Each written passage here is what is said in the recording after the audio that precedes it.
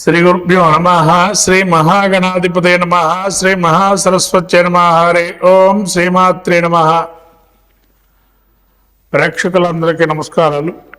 రాబోయేటువంటి మనకు మాఘమాసం, ఫిబ్రవరి మాసము. ఈ మాఘమాసంలో అత్యద్భుతమైనటువంటి విశేషమైనటువంటి రోజులు అనేకం కూడా ఉన్నాయి. మాఘమాసంలో ముఖ్యంగా చెప్పాలంటే మనకు అందరికీ కూడా చిన్నపిల్లలకి అక్షరాభ్యాసము అనేది ప్రత్యేకంగా చేస్తాం ఈ మాఘమాసంలో. అదే వసంత పంచమి అంటారు. అట్లాగే వసంత పంచమి తర్వాత రథసప్తమి, మనకి ఎండలు విపరీతంగా అయ్యేటువంటి రోజు ఇక్కడి నుంచి ప్రారంభం. రథసప్తమి రోజు నుంచి అంటారు కొంతవరకు. అంటే స్వామివారికి ఆరోగ్యాన్ని మన అందరికీ, జనాలందరికీ ఉషోదయం, దేవతలకి ఉషోదయం ఏంటంటే సూర్యోదయం అంటారు. అంటే దేవతలకి ఈ రథసప్తమి రోజు నుంచి కూడా సూర్యోదయము వేళ అని చెప్పి అని అర్థం. అంటే మనకి నిత్యం కూడా అనేకం సూర్యోదయం జరుగుతుంది. దేవతలకి సూర్యోదయం వేళ, బ్రాహ్మీ ముహూర్తం ఎట్లయితే మనకు ఈ సంక్రమణ నుంచి మొదలయ్యి రథసప్తం వరకు కూడా వారికి ఇంకా తెల్లవారుజాము ఇంకా అవుతూ ఉంటుంది, కానీ పూర్తిగా తెల్లవారు. కాబట్టి ఈ రథసప్తమి అనేది ఏదైతే ఉందో అక్కడి నుంచి పూర్తిగా సూర్యుడు కిరణాలు అనేది ప్రసరమై ఆరోగ్యవంతమైన ప్రసరణం అనేది కలుగుతుంది.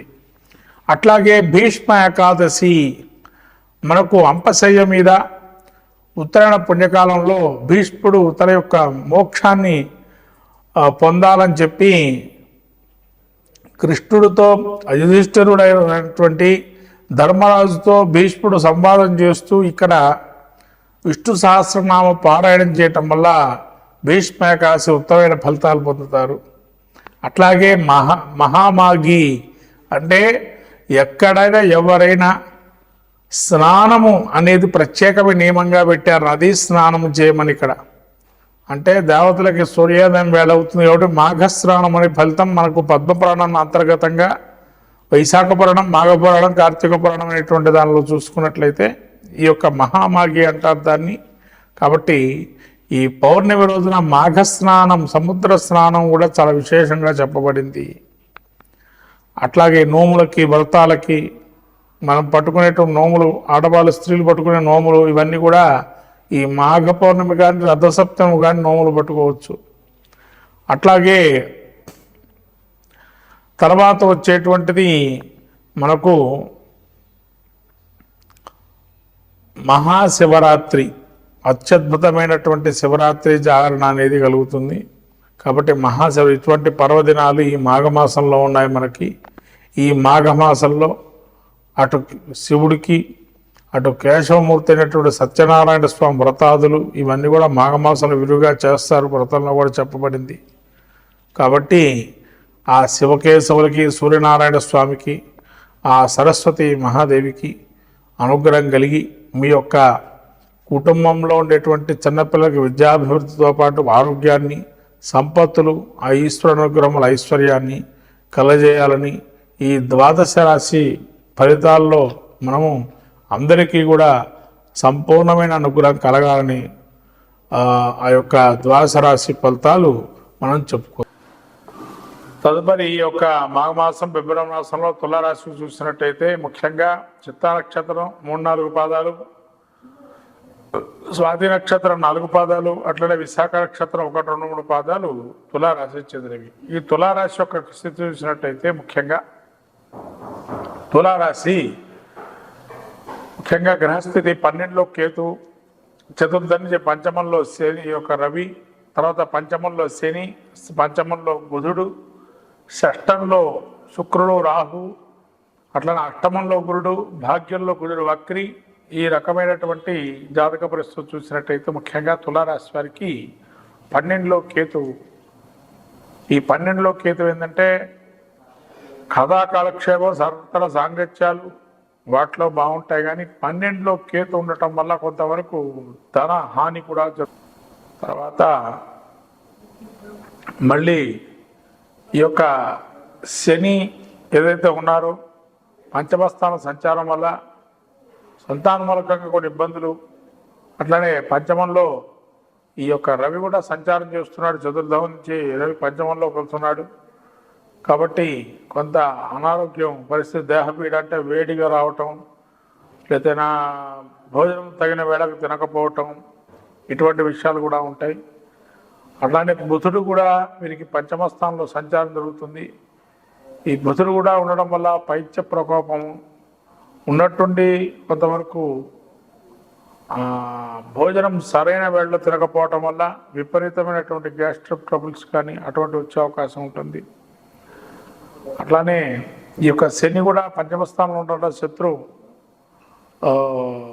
కొంతవరకు శత్రువు వల్ల ఇబ్బందులు కలగటం, తలంచిన కార్యాలు యత్న కార్యంలో ఏదైతే ఉంటాయో అవి అప్రయత్నంగా ఉండడం, అట్లనే కొన్ని కార్యసాధన లక్ష్యం లేకపోవటం, అంటే ఒక మొదలు పెడతారు పని, అది ఎందుకు ఆగిపోవటం, మళ్ళీ అక్కడికి అట్లా జరిగే అవకాశాలు ఉన్నాయి.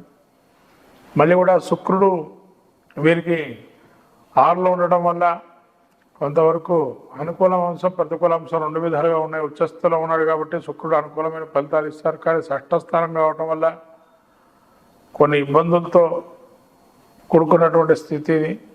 తర్వాత 6లో రాహువుల శత్రు పరాభవం చూస్తారు. తరచూ ప్రయాణాలు చేయటం, ప్రయాణ మూలకంగా లాభాలు ఉండటం జరుగుతుంది. కానీ మనసులో మాత్రం అప్రశాంతంగా ఉండే అవకాశం ఉంటుంది. అట్లానే వీరికి ఈ యొక్క గురుడు కూడా అష్టమ స్థానంలో ఉండడం వల్ల కొన్ని ఇబ్బందులు కలుగుతాయి. అట్లానే కుజుడు మీకు భాగ్యంలో ఉండడం వల్ల భూ సంబంధం కానీ లేదైనా ఏదైనా ఒక లాభం అనేది కలిగే అవకాశం ఉంది ఈ కుజుడు వల్ల. కాబట్టి మొత్తం మీద తులారాశి వారికి చూసినట్టయితే ప్రతికూలంలో ఉండేటువంటి గ్రహాలు రవి, శని, బుధుడు వీడు పంచమ స్థానంలో ఉండటం వల్ల కొన్ని ఇబ్బందులు కలిగేసే అవకాశం ఉంది. దేహపీడ, అనారోగ్యం, అట్లానే కొంత పేరులో కూడా ఇబ్బందులు పడటం, మనస్సులో ఒక భయాందోళనలు, మనోవిచారం, కొంతవరకు ఏం చేయాలని ఒక విచారం జరుగుతూ ఈ విధంగా కొంతవరకు ధన వ్యయం కూడా జరిగే అవకాశం ఉంటుంది. ఇది తులారాశి వారికి ఈ ఫిబ్రవరి మాసంలో ఒక ఫలితం. అయితే మొత్తం మీద మరి తులారాశి వారికి ఇంకా బాగుండాలి అనుకున్నట్లయితే విష్ణు సహస్రనామం పాడడం, లేదన్నా ప్రతినిత్యం వెంకటేశ్వర స్వామి దర్శనం చేసుకోవటం, లేదా ప్రతి శనివారం కానీ అట్లానే ఆదిత్య హృదయ పాలన చేసుకోవటం వల్ల, సూర్య నమస్కారాలు చేసుకోవటం వల్ల మంచి ఫలితాలు వస్తాయి.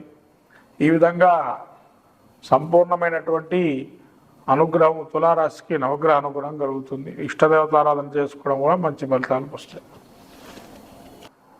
ఏదైనా తింటే భోజనానికి సమయానికి బేలవతాలను లేకుండా తినడం వల్ల అజీర్ణం, అంటే ఆ వ్యవస్థ కొద్దిగా అజీర్ణాభిన్నం కావటం వల్ల ఇబ్బందులు కలుగజేస్తాయి. కాబట్టి ముఖ్యంగా వేళ తప్పిన భోజనం చేయకుండా సకాలంలో భోజనం చేయడం అనేది మంచిది. ఈ మీన రాశి వారికి ముఖ్యం మీద ఏదైనా కానీ రుణాన్ని తీసుకునేటప్పుడు కానీ, రోగాలు ఉన్నా కానీ, శత్రువృద్ధులు కానీ ఇవన్నీ తగ్గించుకునే ప్రయత్నం చేయండి. ఏదైనా కానీ అంటే శత్రువు తగ్గాలి అంటే మాట ధరను అదుపులో ఉండాలి, రుణాలు తగ్గాలంటే ఖర్చు తగ్గించుకోవాలా, రోగాలు రాకూడదంటే సమయానికి తగిన ఆహారం పదార్థాలు నియమబద్ధంగా ఆహార సమతుల్యాన్ని పాటించాలి. ఇవన్నీ చేస్తే ఇవేవి రావు. కాబట్టి ఇవి వచ్చాయి అంటే మనం ఎంతవరకు దాన్ని సమతుల్యం చేయాలో ఆలోచన చేయాలి. కాబట్టి ముఖ్యంగా మీన రాశి వారు జన్మ జాతకరీత్యా యోగదాయకంగా ఉన్న, గోచారీత్యా ప్రతికూలంగా ఉంది కాబట్టి 50% ఎంతైనా మిశ్రమ శాతం ఫలితాలు వస్తాయి. మీన రాశి వారు ఈ యొక్క మాఘమాసంలో శివారాధన చేసుకోవడం వల్ల నవగ్రహ అనుగ్రహం కలుగుతుంది. అట్లానే రాబోయే ఈ వసంత పంచమి, మహామాఘి ఇలాంటి మహాపర్వదినాలు ఉన్నాయి. ఇదివరకు మనం ఏదైతే చెప్పుకున్నటువంటి ద్వాదశరాశి వారికి పౌర్ణమి కానీ, ఏకాదశి కానీ, అష్టమి కానీ, అట్లానే వసంత పంచమి, రథసప్తమి లాంటి మహాపర్వదినాల్లో మన శాస్త్రీయ ధర్మాన్ని పాటిస్తూ ఆచరణ యోగ్యంగా చేసుకోవటం వల్ల ద్వాదశ రాశుల్లో అందరూ కూడా మంచి ఫలితాలు కూడా గోచరిస్తాయి.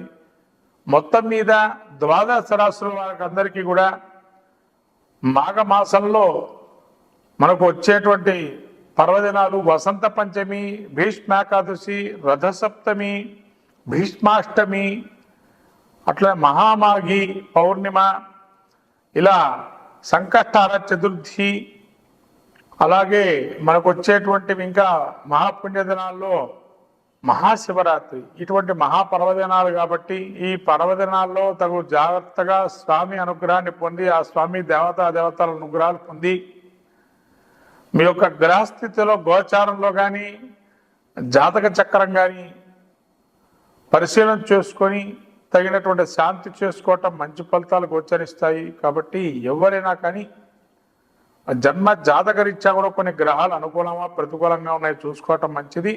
తద్వారా ఈ చెప్పేటువంటి పరిష్కార మార్గాలు దానికి తోడుగా కూడా చేసుకోవటం వల్ల ఇంకా మంచి ఫలితాలు పొందుతారు. ద్వాదశ రాశులు. శ్రీవం భూయా శ్రీమాత్రే నమః.